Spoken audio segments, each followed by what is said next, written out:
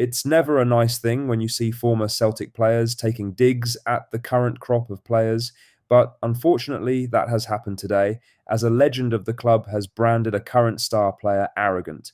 We will go over this in today's video, whilst of course covering all the latest Celtic news from the last 24 hours. But first, make sure you like this video and subscribe to the channel for more Celtic content.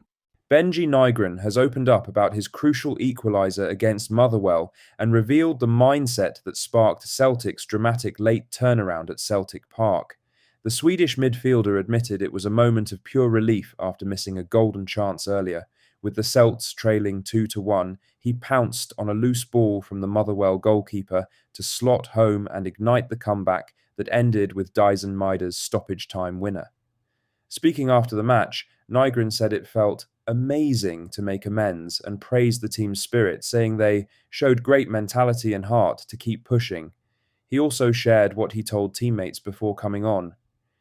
When we went on, we said we need to go for a goal every time. We took over straight away and thankfully got the goals. The winger's cameo performance gave Brendan Rodgers renewed confidence that his summer signing can deliver more decisive moments as the season progresses. Behind the scenes, with fan protests still ongoing and pressure on the board mounting, the victory was crucial for morale, keeping Celtic within reach of league leaders' hearts. Rangers, meanwhile, slipped further behind after their latest setback, increasing the pressure on Russell Martin. Now for the main story, as former Celtic player Peter Grant has delivered a sharp critique of Kasper Schmeichel's display against Braga, accusing the veteran goalkeeper of being sloppy during key moments of the Europa League defeat. Grant didn't hold back when analysing Schmeichel's performance on pundit duty, suggesting the Dane showed a touch of arrogance in his decision-making. "I just thought he was being sloppy," said Grant. "He had a couple of kicks and put them out the park and made the wrong choice. And I think it was at that stage that he was showing a little bit of, and it's maybe the wrong word to use, arrogance, to say that I'm good at that. But the fans started getting on him a little bit." Grant went on to reference long-time goalkeeping coach Stevie Woods, insisting that such standards wouldn't have been tolerated during his own time at Lennox Town. "I'm not a goalkeeper, but I listened to Stevie Woods even when I was there, and I know how Stevie Woods works. Stevie wouldn't be allowing that. The goalkeepers I've worked with always had to make saves, so they always had to be prepared. I thought Kasper looked sloppy in that 20-minute period, everything he done, and he never reacted the way I thought he should have done." Despite the criticism, Schmeichel remains Celtic's undisputed number one and retains the confidence of Brendan Rodgers. The Celtic boss has been clear in his backing of the 38-year-old, whose experience was vital last season. However, the upcoming League Cup semi-final against Rangers presents an intriguing selection dilemma. Viljami Sinisalo has been between the sticks for every round of the competition so far, and Rodgers must now decide whether to stay loyal to the young Finn or turn to Schmeichel for the derby clash. Stevie Woods, who has worked with a long line of Celtic goalkeepers from Fraser Forster to Joe Hart, will know Schmeichel is capable of much better than what he showed against Braga. Whether the veteran's dip is just a blip or an early sign of age catching up will become clearer in the weeks ahead. While Kasper's performance was poor, we can't agree with Peter's assessment that it was due to arrogance. He is an honest player. In other news, Celtic are facing a hard sell for their upcoming Europa League clash with Sturm Graz, and the empty seats against Braga could now be replicated on matchday 3. After a disappointing turnout for the Portuguese side's visit, Celtic have now opened a general sale for the Austrian tie, with plenty of tickets still available. Prices start at £45, with no concessions for students or children. The decision has gone down poorly among supporters who feel increasingly disconnected from the club's leadership. It looks like their Monday general sale announcement has done little to shift tickets. Many are frustrated by what they see as a lack of accountability for poor recruitment, failed transfer windows, and dwindling ambition. Despite a late and dramatic win over Motherwell at the weekend, the mood around Celtic Park remains flat. Banners, protests, and growing online criticism have become a weekly theme as fans continue to demand meaningful change at board level. European nights at Celtic Park once carried magic and anticipation. Now they feel like an afterthought. The current pricing and lack of effort to build a competitive squad have only deepened the sense that the club's priorities are misplaced.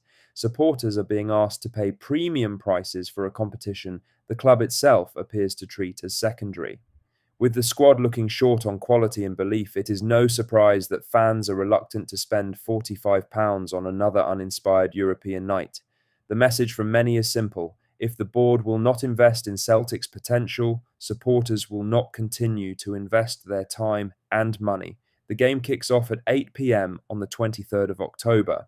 In other news, Michael Stewart has offered a stark assessment of Celtic's early season struggles, pinpointing the root of the problem squarely on the club's failure to properly act during the summer transfer window. And while the summer window can be blamed for the lack of activity, some of Celtic's senior players are letting the side down, he thinks. Speaking on Premier Sports, Stewart argued that the issues run deeper than just individual performances, with a loss of belief and cohesion stemming from the moment key players left without being adequately replaced. It's a multitude of reasons, and it all goes back to the summer window. When you're in a changing room and you know you need strengthened, and you've got your bigger players moving on and not replaced, that creates negativity, Stewart said. Then you have the civil war, the manager, and the statements going back and forward. These things have clearly had an impact on the atmosphere and synergy. It's not there off the park, and it's impacted on the park. Look at the team as a whole. Schmeichel is looking a year older. AJ is out injured. CCV has been okay. Liam Scales, you're still thinking they need to strengthen there. KT is still working his way back in. Kalmak is needing some help in the middle of the park. Hatate looks like the edge is out of his game. Nygren is a good signing, but he's not intense. He has the quality. And then you come to the front line. The front line has been the major issue. The players that were already there were looking like they needed a fresh injection of new blood to get them going again. And it's not happened, Stewart added. The front line has been decimated, and Iheanacho looks like he'll be a good signing, but he's still not fully fit, and he's really their only option. Celtic allowed Adam Ida to leave for Swansea, didn't bring in a replacement for Kyogo Furuhashi, and has been without a recognised, consistent central striker for much of the campaign. Kelechi Iheanacho arrived after the window closed, but remains short of full fitness, and is currently the club's only viable option through the middle.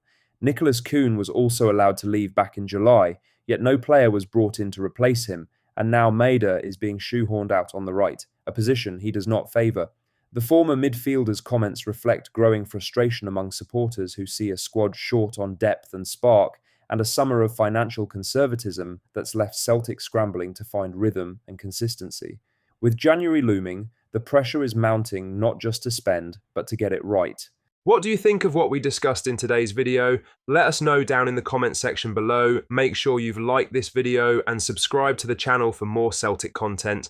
Thank you, take care, goodbye.